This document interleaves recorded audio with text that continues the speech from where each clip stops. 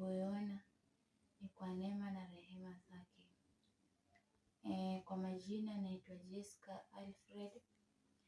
Nimekuja kwa ajili ya tujifundishe jinsi gani Mungu anavyotaka tutembee.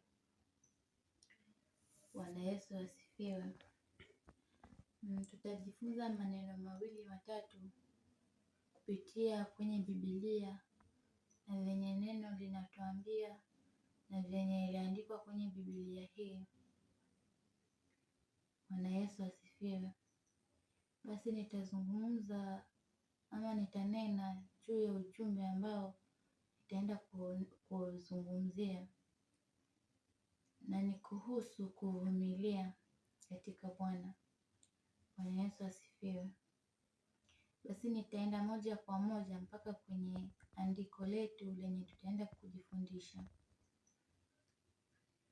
Nami nitasoma katika kitabu kile cha Yakobo, waraka wa Yakobo 5 kuanzia mstari wa 7. Nitasoma kwa uwezo wa Roho.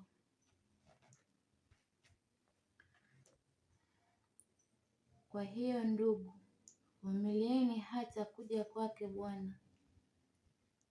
Tazama, mkulima hungoja mazao ya nchi yaliyo na thamani, huvumilia kwa ajili yake hata yatakapopata mvua ya kwanza na ya mwisho. Bwana Yesu asifiwe. Hapa tunaona ya kuwa tunaambiwa tuvumilie, na tukapewa mfano wa mkulima.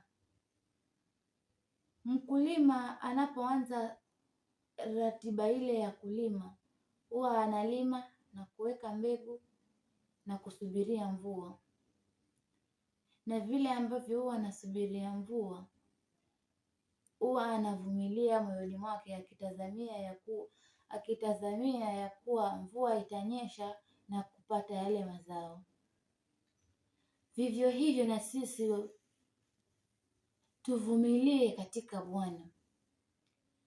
Tuvumilie dhiki zote na dhoruba zote zinazotukumba katika Bwana, kwa sababu tunapovumilia, hapo ndipo tutakapokuwa dhabihu njema mbele za Bwana. Kuvumilia kwetu sisi ni pale ambapo tutakapokuwa tunapatana na misukosuko na shida, na shida hizi ni za mtu kutumika na shetani kwa ajili ya kukuregesha nyuma, kwa ajili ya kukuangusha. Unachoma mwiba kwa ajili ya kurudishwa nyuma, na mwiba ni pale ambapo utakapokuwa na huduma umesimama, hapo ndipo utakapoanza kupigwa vita. Utapigwa vita ili uanze kuyumbayumba na mwisho wa siku uanguke. So tunaambiwa tuvumilie mpaka kuja kwake Bwana, kwa sababu Bwana yu karibu kuja. So tuvumilie mpaka kuja kwake Kristo. Yaani tuvumilie dhiki zote, tabu zote tunazozipitia, lakini tuvumilie, kwa sababu tunapovumilia Bwana hatatuacha. Kwa sababu hata mkulima huyo ambaye tumemsoma hapa, mkulima huyu huvumilia kwa ajili ya kusubiria mvua ya kwanza, mahindi yanyeshewe, mvua yamee, tena yasubiri tena mvua ili yapate mazao, kwa sababu huwa yuko na ule uvumilivu ndani yake. So ni tuvumilie katika dhiki na tabu zote kwa ajili ya ufalme wa mbinguni. Tuvumilie kwa sababu tunapovumilia zile shida, huwa Bwana ametuhesabu kuwa watu wenye haki. Nitasoma mstari wa 8. Nanyi vumilieni, mthibitishe mioyoni mwenu, kwa maana kuja kwake kunakaribia. Yaani tuvumilie na tuthibitishe mioyoni mwetu ya kuwa tunavumilia. Basi tutathibitishaje? Tutathibitisha ya kuwa tunavumilia majaribu.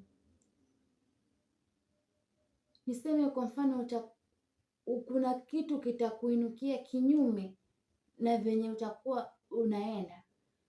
Pengine niseme utakuwa umuoshaji kanisa, yaani wewe kazi yako ni kuenda kanisani na kumupu kanisa. Hiyo ndiyo kazi yako unayoifanya pale kwenye kanisa. Ama kazi yako ni kupanga viti kanisani. Huwa unapanga vile viti kila siku, wewe unaenda ukipanga vile viti. Lakini kuna mmoja ambaye atatumiwa na shetani aje ya kujaribu akuweke sindano, akuchome sindano, akwambie sasa wewe unafanywa mfanyikazi na hii ni kazi ya kanisa. Kazi ya kanisa hailipi, si achane nayo. Sasa pale ni uwe uko na moyo wa ushujaa. Moyo wa ushujaa ambao ni moyo ambao utakuwa unavumilia maneno haya. Atakapoongea usiyasikilize. Aongee tu, akimaliza yeye aondoke hivyo, na wewe uendelee na kutenda kazi ya Bwana. Hapo ndipo moyo wako utakuwa umethibitisha, kwa sababu kuja kwake Bwana kukaribu, yukaribu kuja huyo Bwana. Kwa hiyo tuvumilie kwa kila hali utakayopitia. Tuvumilie, si binadamu. Kwa kila kitu, kwa kila jambo tuvumilie, kwa sababu tunapovumilia tunapata ushindi. Tunapovumilia tunakuwa wenye haki. Tunapovumilia shida hizi, tabu hizi zote tunazozivumilia, hapo ndipo tutakapookoka. Tutakapofika mwisho, hapo ndipo tutakapookoka. Nitasoma mstari wa 9. Ndugu, msinung'unikiane, msije mkahukumiwa. Angalieni, mwamuzi amesimama mbele ya mlango. Tusinung'unikiane pale ambapo tutakapokuwa tunafanya kazi ya Bwana. Pale tutakapokuwa tumesimama, tusinung'unikiane ya kuwa yule mbona yuko vile, huyu yuko hivi, huyu yuko hivi. Hapana, tusinung'unikiane, yaani tuwe comfortable kabisa. Tuwe na ujasiri ndani ya mioyo yetu. Bwana Yesu asifiwe. Asifiwe tena Yesu. Tuwe na ujasiri, tuwe na uhodari ndani ya mioyo yetu, ili kile tunachokitazamia mbele yetu, kwa sababu tunatazamia uzima wa milele, basi tufanye haya kwanza, ili ule uzima wa milele tukauone, na nituvumilie hizi dhiki zote za hapo ulimwenguni, ndiposa tukaone uzima wa milele. Bwana Yesu asifiwe. Nitasoma mstari wa 10. Ndugu, watwaeni manabii walionena kwa jina la Bwana, wawe mfano wa kustahimili mabaya na kuvumilia. Wawe mfano wale manabii walionena kwa ajili ya Bwana, wale walionena kwa ajili ya Bwana, hao tuwe mfano wa hao waliovumilia mateso pamoja na Kristo. Tuwe mfano wa hao, tuyachukue yale, tuwe mfano wa hao, ili tukaweze kustahimili majaribu. Nitasoma mstari wa 11. Angalieni, twawaita heri walio na subira. Mmeyasikia habari ya subira yake Ayubu. Mmemuona mwisho wa Bwana, ya kwamba Bwana ni mwingi wa rehema, mwenye huruma. Hapa tunaonyeshwa jinsi gani Ayubu alivyovumilia mateso. Tumetajua mtumishi Ayubu, kwa sababu Ayubu alivumilia mateso yote haya, kuwa watoto wake walikufa, mifugo yake ikaisha, akabaki na mke mmoja, akawa na vidonda mwili mzima. Na katika yote hayo yeye alisimama na akavumilia. Alisimama na Bwana ndani ya moyo wake, Alisema haya yote nipitie, lakini sitamwacha Mungu wangu. Haya yote nipitie, wala sitaanguka wokovu wangu. Haya yote ninayopitia, sitarudi nyuma, bali ninasonga mbele kwa ajili ya Bwana. Naye Mungu hakumwacha. Aliponya majeraha yake yote, akamsafisha na akapata maradufu zaidi ya venye alikuwa navyo mwanzo, akapata zaidi ya hivyo, kwa sababu hapo alipata watoto wengine na kadhalika, vitu vingine vingi zaidi ya vile venye alikuwa yuko navyo. Bwana Yesu asifiwe. Nitasoma kitabu kingine. Kitabu ni Wagalatia 6:9.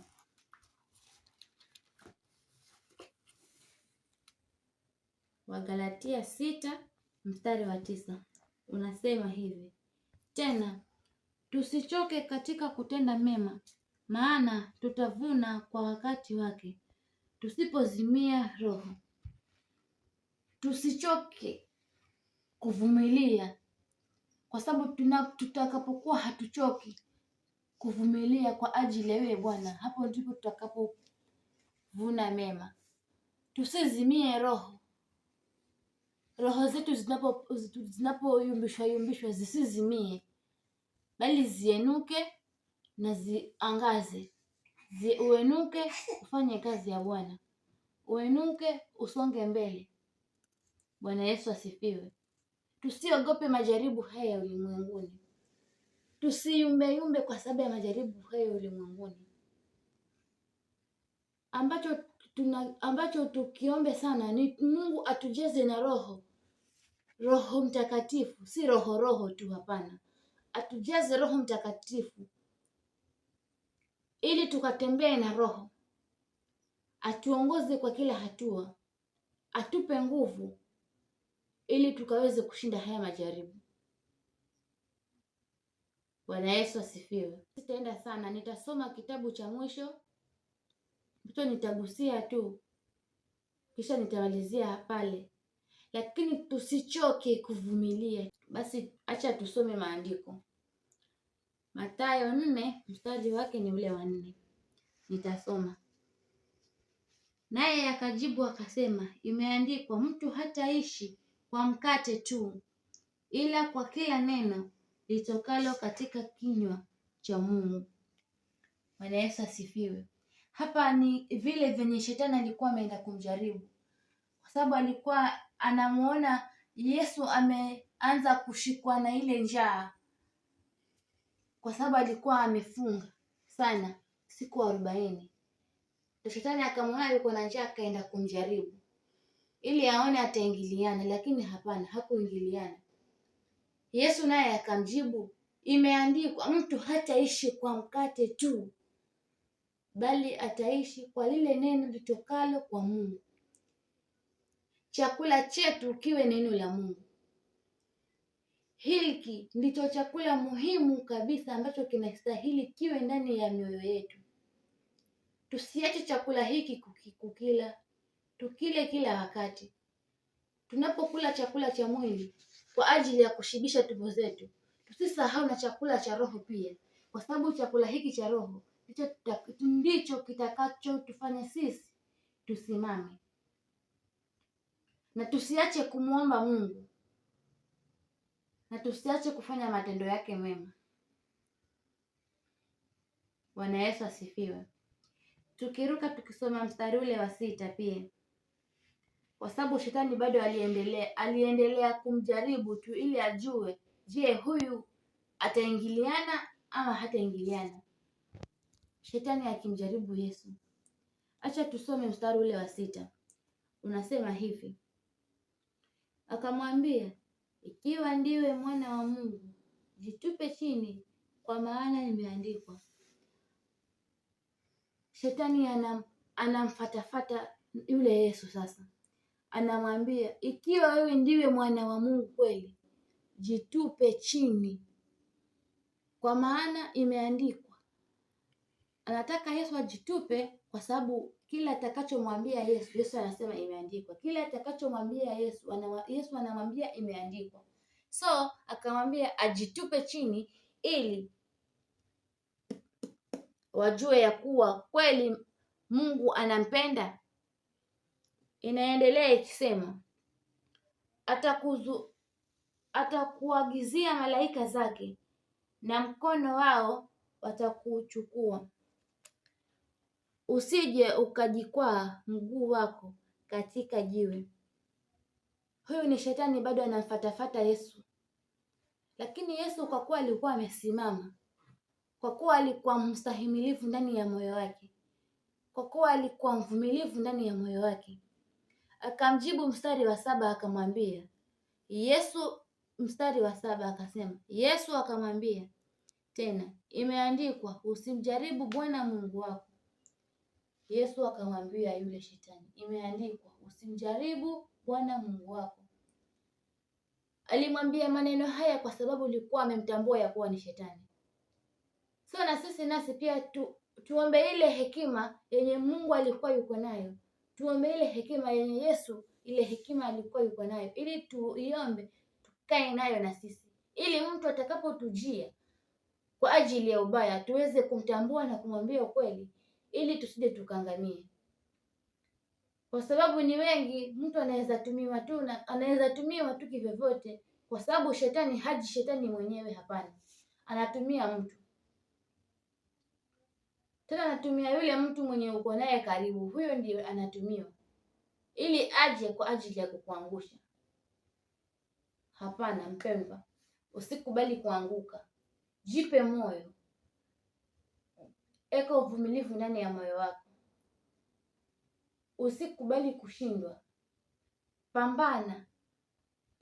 Unapopitia jaribu lolote lile, wewe muite Mungu, naye Mungu atakuponya, Mungu atakusaidia, Mungu atakuvukisha. Bwana Yesu asifiwe. Sina mengi, ni hayo, mkaweze kubarikiwa. Amen.